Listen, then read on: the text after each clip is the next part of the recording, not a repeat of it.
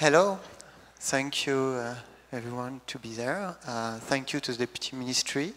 Thank you to the Ministry of Culture for having me. I'm going to talk to you today about strategies and future of business model for VR.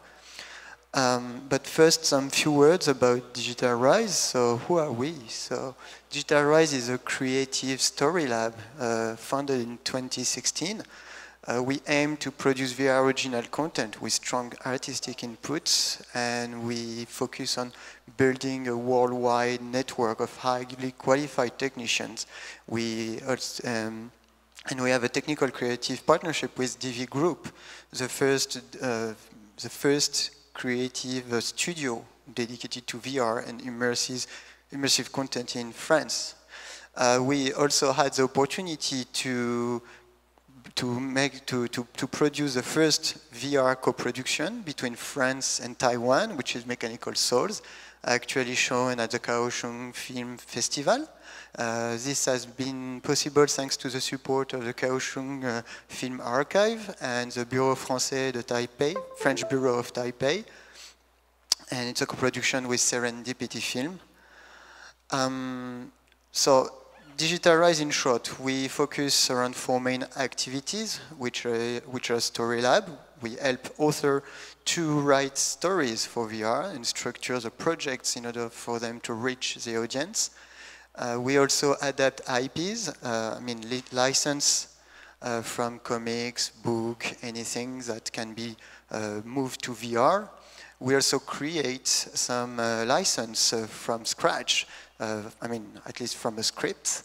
And finally, we also have a specific activities that I call workshop, in which we imagine new way to tell stories through the technologies. So on each project, we try to innovate and push a little bit forward what we can do in immersive stories.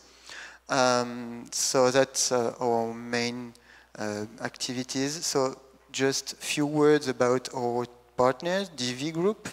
So DV has been founded in 2011 in Paris. They have more than 50 people working on different kind of activities. So there's DV Services that focus on film and brand content and retail experience through technologies. IP, which works on innovation in technologies and package all the data innovation and technical creation they can produce for their contents in order to sell them and provide them to third parties. DV Indoor, that propose and sell playground business platform. So it's a solution for owner of large space that want to use this space or warehouse. If you have like 100 or 200 meter square warehouse and you want to do business with VR, here is the answer. We can provide the equipment, the content, and the business model. And finally, the DV Studio is this part of activity in DV that I work a lot with, which focus on creation of narrative immersive content for different kind of experience. So, to focus more on our topic, question is, what do we learn from history regarding immersion and virtual reality? That sometimes most of the time it takes sometimes to reach the consumer market, and this is what we lived for VR. For example, if we start with 2014, the first consumer headset, it was basically a cardboard of the first Oculus headset that has been provide to producers, to creators to create contents. Then 2015 we saw the first distribution platform and camera. This camera was not so good compared to those that we have today, but we have to start somewhere. And they were very helpful to to create in a fast pipeline, create content and provide the platform like YouTube or Facebook with 360 contents. And then in 2016, we had headset manufacturers that target home and mobile. So Samsung has launched our first VR headset, and the PSVR was released to the public. And at the same time, HTC launched the first room-scale theater. What happened in 2017 is that all of these upcoming words was bring to question. Indeed, that has happened that in 2017 the audience was not willing to invest a lot of money to acquire VR headsets. So we had a real switch of the business model that has been built for starting 2014 to 2017, and it was a little crisis for us, because what could be the future of VR entertainment and VR industry if people doesn't buy equipment to do VR experience? Well, the same year and continuing today, we had the answer through the location-based business model. We have more than 2,000 location-based that opened last year through the world, and it happens that it's a way where people can go and pay a ticket to do some many kind of experience, and even sometimes more experience than they could ever have thought about if they have bought an headset at home. For example, if someone has just the money to offer him a Samsung Gear VR headset, he will be a little bit more limited in the type of experience he could live compared to an HTC Vive. For example, HTC Vive allows you to do some room scale experience, whereas Samsung VR cannot. It's more suitable for 360 video experience.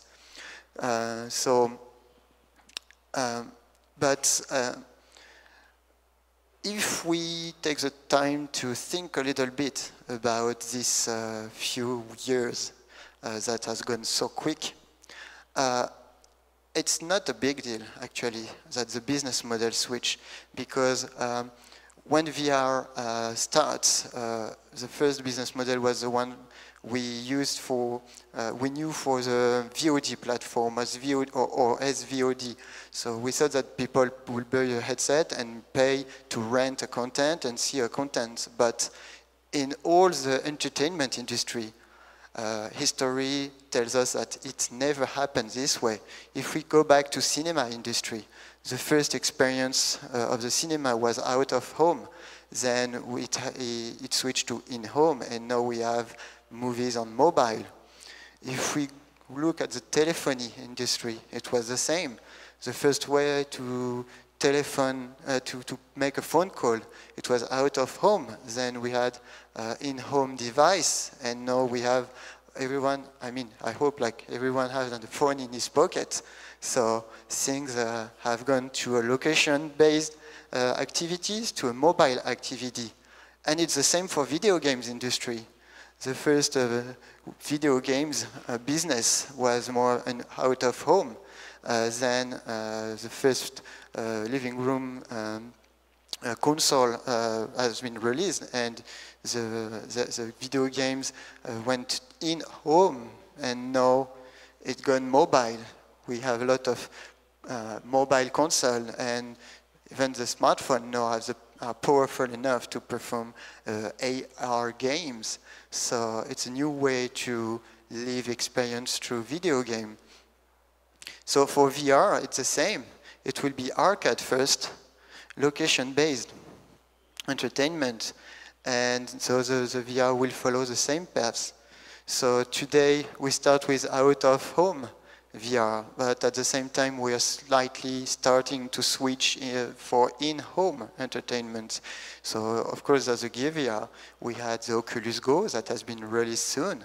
It has been released few months ago, and it's a very interesting device, because once you have an Oculus Go, like you turn it on, and in 3 minutes, you can you enter virtual reality of any kind of content available for the Oculus Go.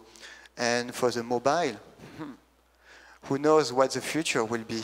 We have standalone headset that starts to be released. We have the Vive Focus, which is already in some markets, and we have the Oculus Quest, which is the next generation of standalone VR headsets.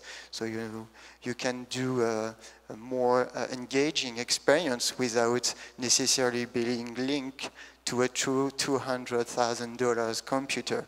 So this will bring the VR to the mobile and portability. Disruptive technologies adoption rate is accelerating, but it still takes time to reach mainstream. If you look at some graphics regarding the previous technologies, virtual reality, I mean, that's fine. We are in the same dynamics, so there's nothing to worry about it. And it's compared, if we do a focus to cell phone, VR seems to follow the same routes. The adoption rate is the same as smartphone. When the iPhone was released in 2007, they sold 6.1 million units. The Gear VR, when it has been released, they also sold 5 million units. And we can even extend it maybe to the PlayStation VR. When the headset was released, they sold millions of VR headsets. Some could say, yeah, they sold so many million VR headsets for PlayStation, but compared to the PlayStation consoles that are in the market already, it's nothing. Yeah, but things take time, and I think we should be optimistic with numbers.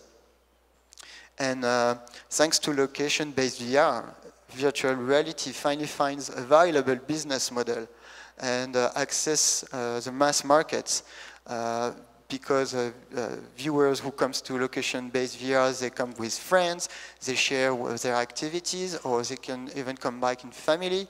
Sometimes they do both, which is great. And they have, in one location, they have the opportunity to do many kind of experience. If we look at some example, so you have The Void that recently released Secret of the Empire in 4 locations, which is a 250 meter square large field experience where you and your friend in a team, you have to fulfill a mission, and you're totally immersed in the Star Wars universe. Zero Latency that have released in 18 locations their entertainments, and Hologate Samurai has more than 150 locations. And you see there's already a great price for this kind of entertainment. And if you try to book a ticket on this kind of experience, you have to anticipate at least 3 weeks before you come to the venue. So that means this works. And if we have a larger scale, we have East Valley of Science and Fantasy China, which is a mass theme park dedicated to new technologies of pictures and virtual reality that would maybe released. I'm not sure if it has been opened yet, but numbers told about an opening in 2018. We have a park in Dubai, 7,000 meters square, and it's between 3 and 10 euros per experience. And in 7,000 meters square, you have the opportunity to provide a large number of variety of experience.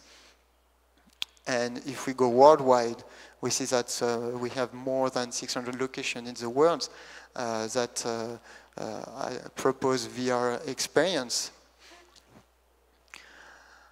But for location-based, business models are different. We have 2 different operators in this business model. We have content producers, like me, and content operators. So for these 2, it's we have to settle things and always being agreed on the terms and conditions on how we can, us as content producer, provide contents that can be added to the catalog of this venue, and content operators want to be assured that thanks to the content they could raise up the revenue of their location. So if we look at some numbers regarding the operator and franchise, for them it's a little bit low margin for today, but because they still have many costs and investments. If we come back a bit earlier to the presentation, I told you about DV Indoor. The package that DV Indoor can propose if you want to equip a location all through VR, it's at least 3 million euros investment. But we provide you a business model where you know at what moment you start to gain money on it. So you have a little bit of a little time of where you have to refund your first investment, but then it's a good opportunity to make money.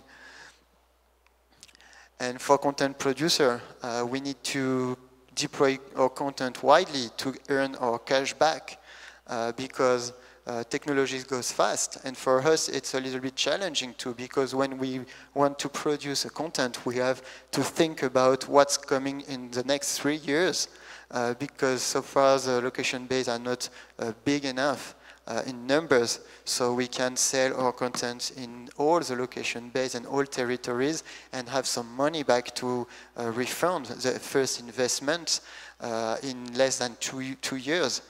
So far for the latest production, 2 years is a minimum of exploitation we need for starting earning money ourselves. So it's a little equation that still need to be shortened for both parties. But how can we, so then the idea is to bring a lot of more and more people to venues, to VR venues. So this is where we try to push forward creativity and, of course, immersion into VR. And with DV, we thought about it, and last year we produced a piece called Alice, the Virtual Reality Play. And the question we had with Alice it was how to invent a new form of storytelling that disrupts the status of the spectator and offer a strong alternative in the out-of-home entertainment markets. So we create this piece. It was a bit challenging because this idea came quick.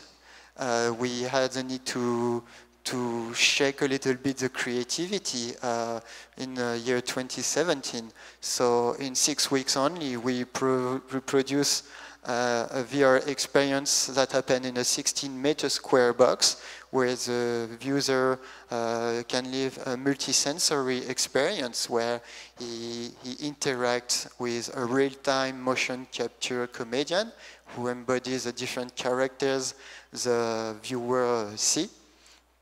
And it's like being a character of your own play. And it was a bit tricky because, you know, when the user enters and begins the experience, he's more used to have vertical experience. So when the first character comes, and in this experience it's the white rabbit, the user is passive. He doesn't expect that it's a live interaction. But then when the white rabbit starts to touch, the user saying, "Hey, how are you dressed? Wow, this is not a suitable, it's not suitable clothes for this experience." And the people say, "Wow, is this real?" And then when the viewer breaks this barrier, you saw some people like totally involved in the story, and when they get out, they just ask for more. Maybe I can show you some video about the story. I hope we'll have time.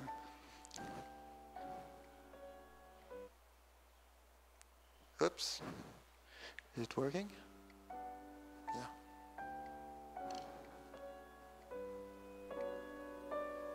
Can you show the video? Oh, dear. There you are. Sorry. I was just exercising my fingers. Okay. You're quite late. Maybe next one will work. Okay, this one. So this is typically an extract of the experience. So we mix physical objects with virtual objects. So that's how we play with multisensory, because as a brain has more sensory information that tell him that what he see, he heard, he touch, he feels are real. For the brain, it's real. You know how brain can be lazy. What nonsense. So this is a real-time motion capture comedian. No, and this cardigan too, that won't do. Oh, Alice, why are you dressed like that? This covers the rabbit hole.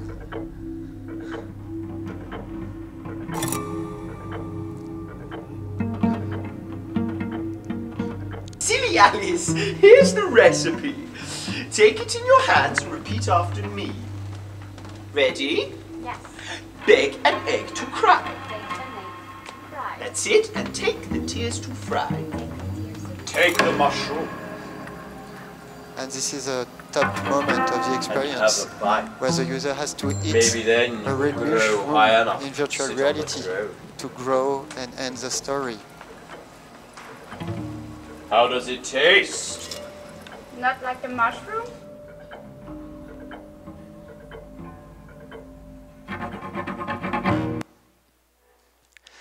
And so what was interesting with this theater VR experience is that once the viewer is totally immersed in the story, you can play with his feelings, and this is where the story were focused on. We were a bit tricky to play, especially with culpability feeling, and there's a situation with Humpty Dumpty. I'll let you discover the reaction, if we can lower down Okay, the you sure you're gonna slides. try? I'm gonna try. Okay, come round the front, I can't see you. Oh gosh, here goes nothing. Okay, you ready? Yeah. Time to leap into the unknown. God save the queen! Of course she missed. You feel? You see how culpabilized she is? Why are you dressed like that? I don't know. Why are you laughing, Alice? Today is such an important day. It's the coronation of the future queen. And can you guess who that's going to be? I don't know. Well, guess. Me? You! Of course it's you! Oh, are you excited? Yes. Yes, I can tell. Oh, but Alice. Oh, well, come on, you are a little girl. Why not sing a little girl song? It can't be difficult.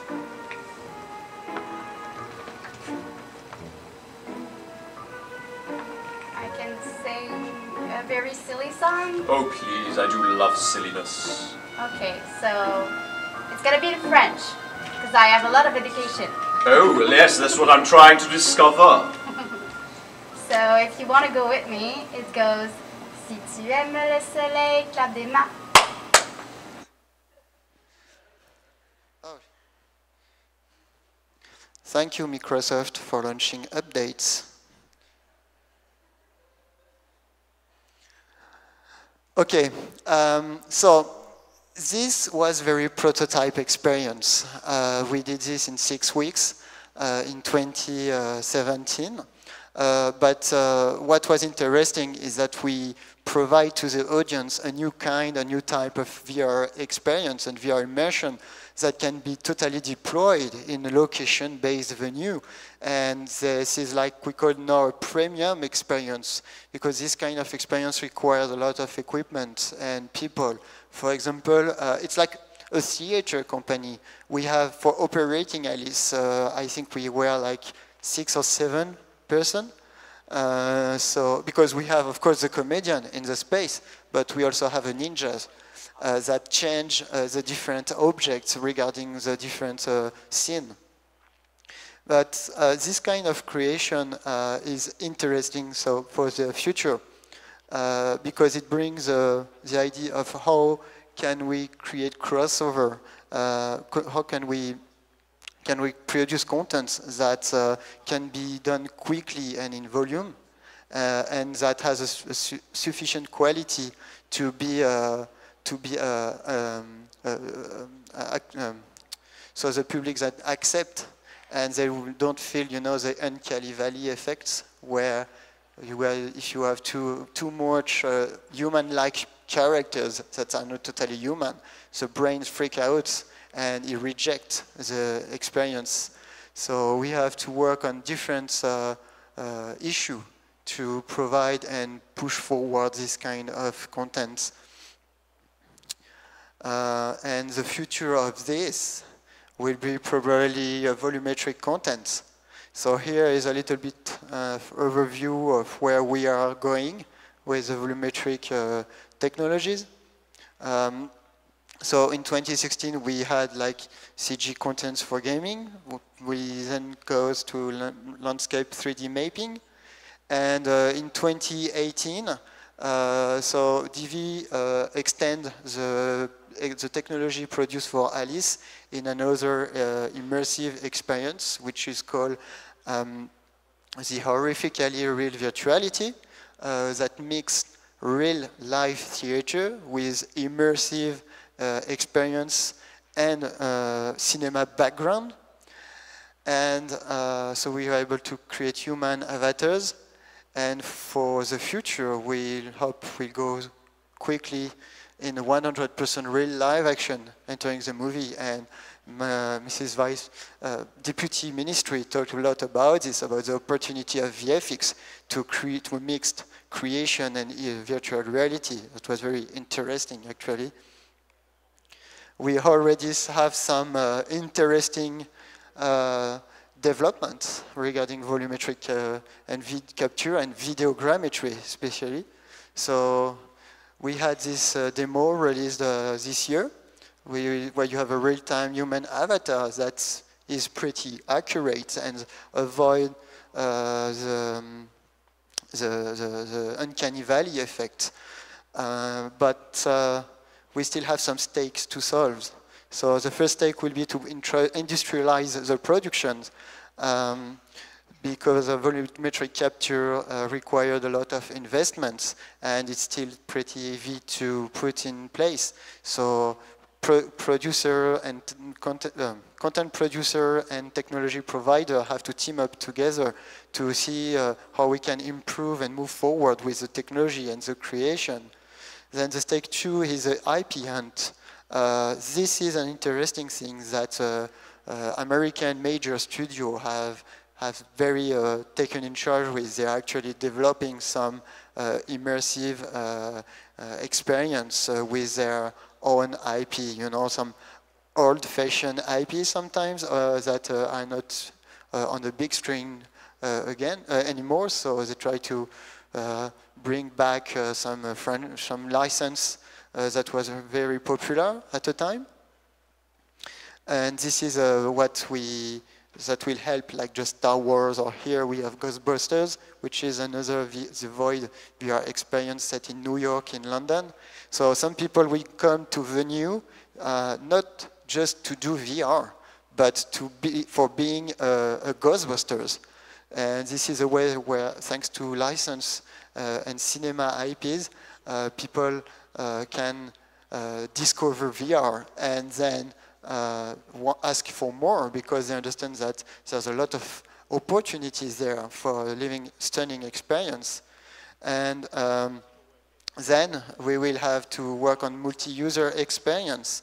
So I told you about the second creation of DV Group, the horrifically real virtuality, using the technologies from Alice. So Alice was one person at a time. On horrifically, we managed to have 8 people at a time in a mixing theater and cinema experience. But what will be the future? 25 people simultaneously? Why not? So thank you, 谢谢. That's it for me. I hope I could give you it was interesting for you to have some input, some forecast about what's coming in the next years. 谢谢. Thank you very much.